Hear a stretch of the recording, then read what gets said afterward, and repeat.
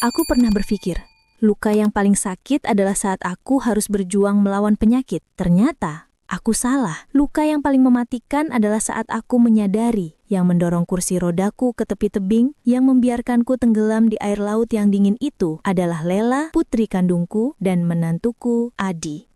Sebelum kita mulai lebih jauh, coba tulis di kolom komentar, sahabat Teras Berkisah mendengarkan dari kota mana saja ya. Jangan lupa juga klik tombol subscribe dan loncengnya, agar kita bisa terus berbagi kisah-kisah yang penuh makna ini. Namaku Suci, 62 tahun usiaku, dan selama itu pula aku hanya mengenal satu bahasa, membangun.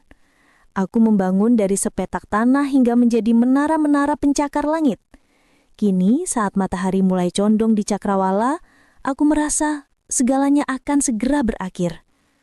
Bukan karena penyakit yang baru saja aku kalahkan, operasi itu hanyalah lelucon kecil, tapi karena virus yang tumbuh di dalam rumahku sendiri. Lihatlah mereka.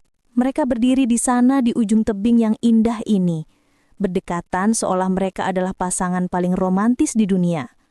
Lela, putri kandungku. Wajahnya yang cantik adalah salinan persis wajahku saat muda.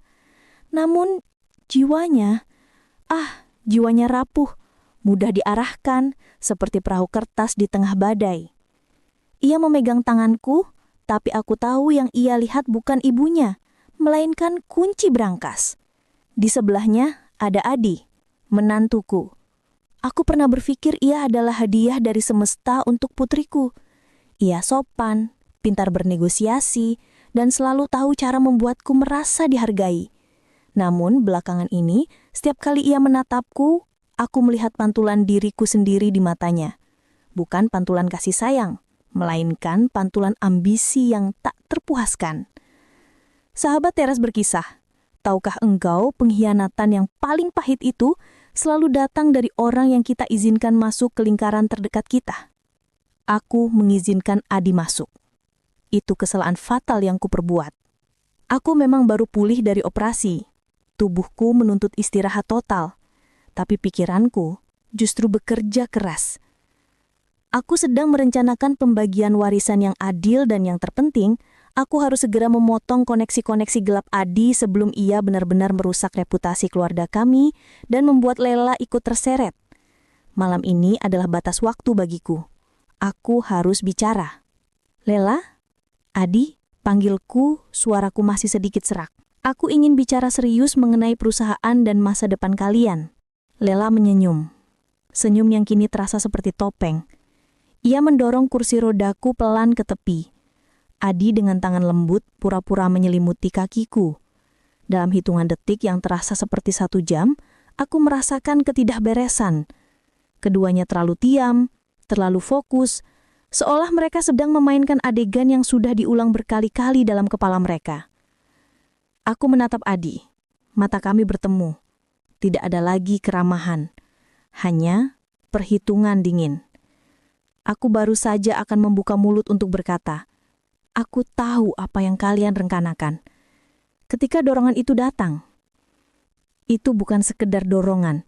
Itu adalah benturan kuat yang didasari oleh keputusan matang. Kursi roda itu meluncur, melewati batas keselamatan, menembus udara, dan aku terlempar bersama kursi melogam itu, terjun bebas menuju air laut yang dingin di bawah. Saat aku jatuh, hal terakhir yang kulihat adalah wajah putriku, Lela. Ia menangis, tapi matanya tidak memohon ampun. Itu air mata pelepasan, dan aku sadar di detik itu, aku bukan hanya dikhianati, aku sedang dibunuh.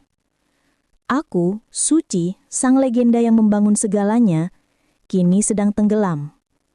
Tapi, aku bersumpah, di dalam air asin yang dingin ini, aku akan mati demi hidup, dan kebangkitanku akan menjadi hukuman paling menyakitkan bagi mereka. Air laut itu seperti cawan es yang menelan aku bulat-bulat. Dinginnya menembus tulang, namun yang lebih dingin adalah kesadaran bahwa putriku sendiri adalah algojoku. Aku tenggelam. Kursi roda logam itu menjadi jangkar, menarik tubuhku yang ringkih ke dasar yang gelap. Napasku tertahan. Luka operasiku berdenyut nyari, berteriak minta ampun. Tapi otakku, otak konglomerat yang sudah terbiasa menghitung resiko dan peluang, bekerja lebih cepat dari sebelumnya. Ini adalah inciting incident dalam hidupku. Aku harus memilih, mati terhormat sebagai konglomerat dua yang kecelakaan, atau hidup dalam bayangan untuk membalas dendam yang adil. Aku ingat pelajaran masa kecilku, bukan tentang saham atau properti, melainkan tentang simpul kapal. Aku selalu membawa gunting benang kecil di saku pijama, sebuah kebiasaan aneh yang kini menjadi penyelamat takdir. Dengan tenaga yang tersisa, aku merogoh sakuku, merasakan logam dinginnya, dan mulai memotong ikatan di pinggangku. Butuh waktu yang terasa seperti selamanya. Di bawah air waktu berhenti. Tapi akhirnya, blup, aku bebas. Kursi roda itu terus meluncur ke bawah, menjadi bukti palsu yang sempurna. Aku menendang, berjuang untuk naik. Saat aku hampir menyerah, sebuah cahaya tiba-tiba melintas. Bukan cahaya dari surga, melainkan lampu sorot yang berkedip dari perahu motor kecil. Aku berenang lemah ke arah karang, bersembunyi di balik bayangan lumut, dan melihat bayangan Lela dan Adi di atas tebing sebelum mereka pergi dengan puas. Aku tahu, jika aku kembali sekarang, mereka akan menyelesaikan pekerjaan mereka. Jadi, Suci harus mati. Namun takdir punya rencana lain. Perahu motor itu ternyata milik Pak Jaya, seorang nelayan tua yang sedang mencari rejeki malam. Ketika ia menarik jaringnya, ia hampir menjaringku. Astaga, ibu siapa? Kenapa pakai baju tidur sutra di tengah laut begini? Tanyanya terkejut setengah mati, matanya membulat seperti koin. Ia menarikku ke atas perahu dengan susah payah. Aku berbatuk, mengeluarkan air garam. Tubuhku menggigil hebat. Aku menatap Pak Jaya. Wajahnya polos, jujur dan tidak ada sedikit pun kilatan ketamakan. Inilah orang yang bisa kupercaya. Pak Jaya, bisikku, suaraku nyaris hilang. Aku adalah Suci, dan mulai malam ini, aku sudah mati. Aku menawarkan Pak Jaya sebuah kesepakatan yang tak mungkin ia tolak. Imbalan seumur hidup, bahkan untuk anak cucunya. Asalkan ia mau merahasiakan bahwa ia telah menemukan aku. Aku menjelaskan, tanpa menyebut nama putriku, bahwa aku adalah korban dari musuh yang sangat kuat. Aku butuh Bapak membawaku ke tempat yang paling terpencil. Lalu lupakan wajahku. Biarkan dunia menguburku. Pintaku. Pak Jaya, setelah melihatku menyentuh kalung berlian yang kukenakan dan berjanji dengan segungguh hati, akhirnya mengangguk. Aku tidak tahu masalah ibu, tapi aku tahu cara menghargai nyawa. Ayo Bu Suci, aku akan bawa ibu ke daratan. Itulah rising action pertamaku. Aku tidak hanya selamat secara fisik. Aku selamat karena aku membuat keputusan strategis di detik-detik terakhir. Aku memilih menjadi hantu yang tidak akan pernah mereka duga.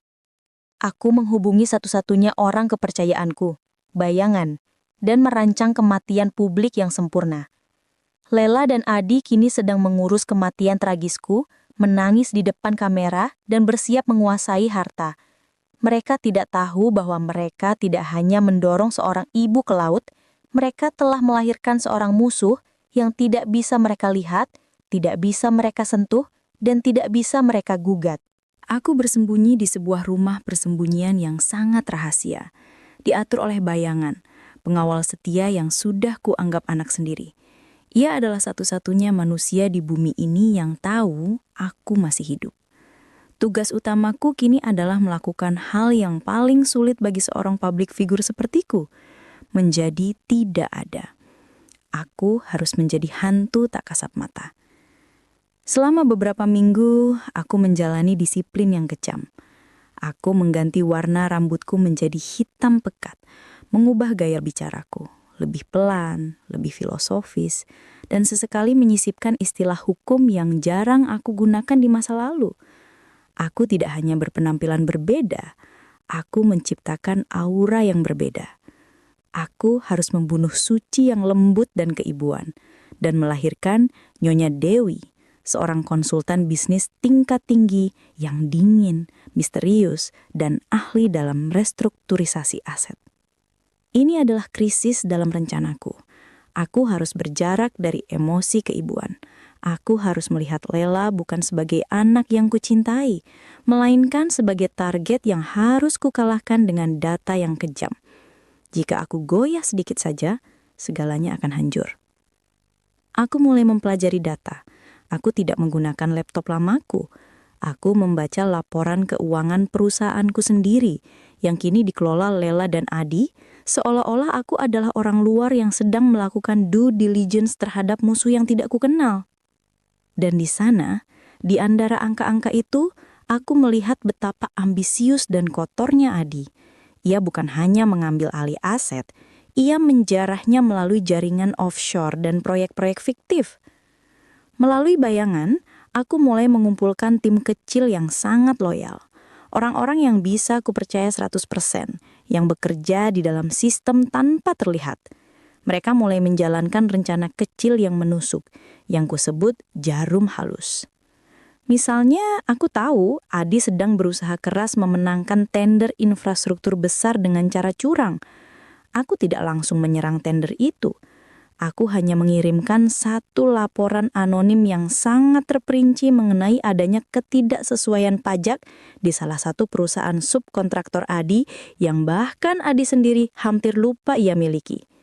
Hasilnya, proyek Adi tertunda bukan karena konspirasinya terungkap, tapi karena masalah administrasi yang tiba-tiba muncul. Adi frustrasi. Ia menghabiskan waktu, energi, dan uang hanya untuk membereskan kekacauan kecil yang kubuat. Aku menyerang mereka di tempat yang paling mereka cintai, keuntungan cepat. Di waktu yang sama, aku mulai membangun reputasi Nyonya Dewi sebagai penyelamat yang bisa memecahkan masalah hantu. Aku menghubungi koneksi-koneksi lama yang kini cemas melihat kekacauan di perusahaan kami, yang mereka kira milik Lela dan Adi. Aku menawarkan jasa konsultasi yang samar-samar, menjanjikan solusi terhadap hantu yang mengganggu stabilitas bisnis mereka. Satu sore, bayangan datang membawakan berita yang membuatku tersenyum sinis. Nyonya Suci, maksudku Nyonya Dewi, ia meralat dengan cepat.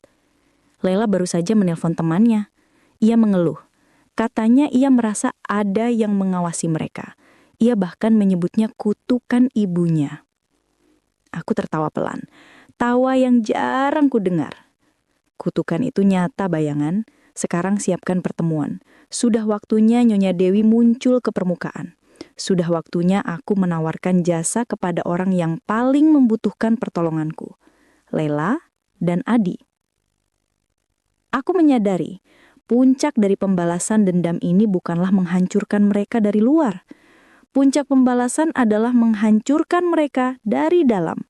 Sambil duduk di meja mereka, dibayar untuk menyelesaikan masalah yang kuciptakan sendiri. Aku mengenakan setelan paling rapi, menutupi bekas lukaku dengan disiplin, dan wajahku dengan topeng Nyonya Dewi yang dingin.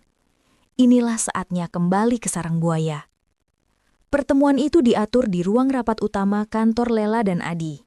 Tempat yang dulu kurencanakan untuk pertemuan keluarga yang hangat. Ironisnya, kini tempat itu menjadi panggung kehancuran mereka. Lela dan Adi duduk di seberangku. Mereka terlihat tegang, pucat dan lelah. Dalam 2 bulan, jarum halus yang kutanamkan telah menguras energi dan sebagian besar dana gelap mereka. Mereka tak lagi terlihat seperti pasangan pemenang. Mereka terlihat seperti buronan yang sedang dikejar bayangan. Selamat sore Bapak dan Ibu, aku adalah Nyonya Dewi. Sapaku dengan suara yang rendah dan dikontrol penuh tanpa emosi sama sekali. Aku bahkan mengubah intonasi beberapa kataku agar tidak ada nada suci di sana. Adi segera mengambil alih, mencoba terlihat dominan. Nyonya Dewi, kami mewarisi bisnis ini dari ibuku. Tapi belakangan ini, kami merasa ada sabotase. Dimanapun kami bergerak, ada masalah administrasi, ada penundaan. Seolah ada yang mengintip catatan bank kami. Aku membiarkan keheningan menggantung, membiarkan ketakutan merayap masuk ke benak mereka. "Kau benar, Bapak Adi?" Jawabku, suaraku tajam seperti silet. "Ada yang mengintip, tapi orang yang mengintip itu bukan di luar. Orang itu ada di dalam laporan keuanganmu sendiri. Aku telah melakukan analisis kilat. Masalah kalian bukan sabotase luar. Masalah kalian adalah pondasi yang busuk." Wajah Adi langsung memucat. Ia tak menyangka konsultan ini akan langsung menyerang inti masalahnya. "Aku bisa tunjukkan," kataku membuka laptop dan proyektor menampilkan data yang membuat Lela terkesikap. "Lihatlah ini, Lela. Transfer dana senilai ratusan miliar ke Pulau Kenanga. Transfer ini dilakukan 48 jam setelah pengumuman kematian ibumu. Bukankah seharusnya kau sedang berduka? Mengapa kau justru sibuk memindahkan uang dengan skema yang melanggar hukum?" Lela menoleh ke Adi, mencari perlindungan. Tapi Adi sendiri sedang kalut. Ia mencoba berteriak, "Itu ilegal. Kau mencuri data kami." Aku mengabaikannya. Mataku terkunci pada Lela. Aku harus menembus dinding penolakan itu. "Ini bukan mencuri. Ini membaca kebenaran, Lela. Kau tahu, aku sudah membaca semua surat-suratmu. Surat yang kau kirim ke notaris, dokumen yang kau tanda tangani, yang mengklaim ibumu mewariskan segalanya kepadamu sebelum kecelakaan. Tapi sayangnya, tanda tangan ini tidak cocok dengan kondisi fisik ibumu pasca operasi. Aku tahu, kau hanya didorong oleh Adi. Tapi kau mengizinkannya, Lela. Kau biarkan keserakahan meracunimu." Inilah puncaknya. Sahabat teras berkisah. Momen keadilan yang menyakitkan. Aku tidak perlu menghakimi mereka. Aku hanya perlu menyajikan fakta-fakta yang telah mereka kubur. Aku menutup laptopku. Ruangan itu terasa seperti peti mati. Aku mengambil nafas panjang dan kemudian melakukan gerakan yang paling dramatis. Melepaskan kacamata dan menyingkirkan rambut palsuku. Aku membiarkan mata tuaku menatap putus asa ke wajah putriku. Kau siapa sebenarnya? Hentikan lelucon ini!" teriak Adi. Kini benar-benar panik. Aku tersenyum. Bukan senyum Nyonya Dewi, melainkan senyum suci yang penuh kepedihan. "Kau benar, Adi. Aku adalah hantu. Aku adalah hantu dari orang yang kau bunuh dan kau biarkan tenggelam. Aku adalah suci." Lela menjerit histeris. Ia jatuh ke lantai, menutupi telinganya, seolah tidak ingin mendengar suara ibunya yang kini bangkit dari kematian. Air mataku menetes, bukan karena kebahagiaan, melainkan karena melihat putriku yang begitu hancur oleh keserakahannya sendiri. Tiba-tiba pintu terbuka. Bayangan masuk bersama beberapa petugas resmi. Bukan polisi, melainkan penyelidik dari Badan Pengawas Keuangan. Mereka memiliki surat perintah. Semua bukti, dokumen, dan pengakuan yang direkam di ruangan ini sudah cukup, kata bayangan dengan suara dingin. Aku berdiri, menatap Lela untuk yang terakhir kalinya sebagai seorang ibu yang terluka. Aku berbisik, "Aku kembali bukan untuk membunuh kalian. Itu terlalu mudah. Aku kembali untuk mengambil kembali segalanya dan memastikan kalian dihukum oleh keadilan. Keadilan yang kalian coba manipulasi, Lela. Aku akan pastikan kau bayar mahal untuk pengkhianatanmu." Setelah badai besar berlalu, yang tersisa hanyalah hening. Bukan hening yang mencekik, melainkan hening yang membawa kejelasan. Dan kejelasan itu adalah keadilan yang kubangun sendiri. Beberapa bulan setelah konfrontasi di ruang rapat, persidangan Lela dan Adi menjadi berita utama yang mengguncang negeri. Kisah konglomerat yang bangkit dari kematian palsu demi menjebak putri dan menantunya sendiri lebih dramatis dari skenario film manapun. Bukti yang kukumpulkan, dibantu ketepatan kerja bayangan, tak terbantahkan. Adi didakwa atas percobaan pembunuhan, penipuan besar-besaran, dan pencucian uang. Lela, meskipun ia hanya didorong oleh Adi, tak bisa lolos.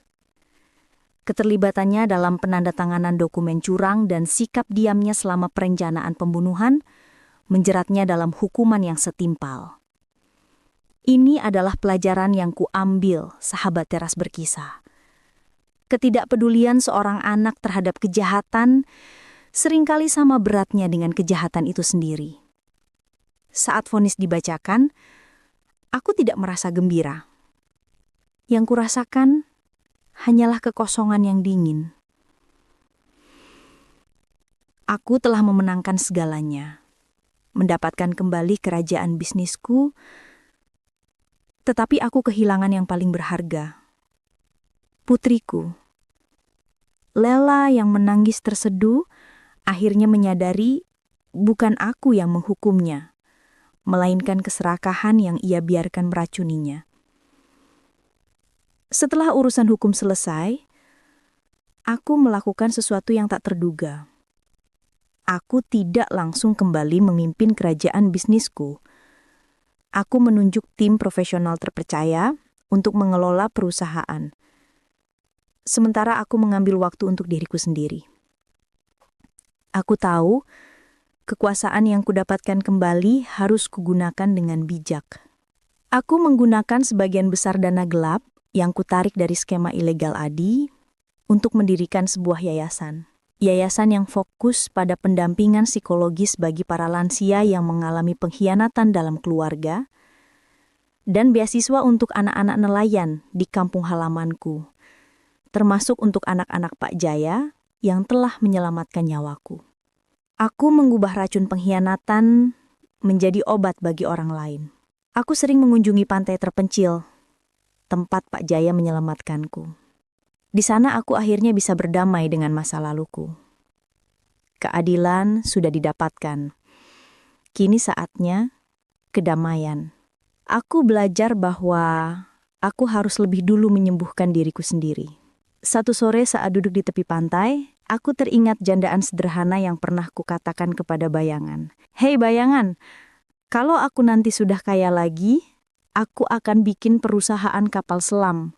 Namanya Kapal Selam Sutra, untuk mengenang kursi roda mahalku yang tenggelam itu. Itu hanya humor sederhana. Pengingat bahwa di balik kekejaman yang kualami, aku masih punya hati yang kuat dan kemampuan untuk bangkit. Pada akhirnya, aku tidak hanya mengambil kembali asetku. Aku mendapatkan kembali kehormatanku, nama baikku, dan yang terpenting, aku mendapatkan kembali kebijaksanaan sejati. Aku membuktikan bahwa engkau tidak perlu menggunakan kekerasan untuk melawan kejahatan. Cukup gunakan kebijaksanaan, bukti, dan keadilan yang menusuk tepat di jantung ketamakan mereka. Aku kini adalah suci yang baru. Lebih kuat, lebih bijaksana, dan lebih fokus pada apa yang benar-benar penting. Kisah ini berakhir bukan dengan pesta kemewahan, melainkan dengan ketenangan seorang ibu yang telah melewati api pengkhianatan dan kini siap menjalani hidupnya dengan penuh makna.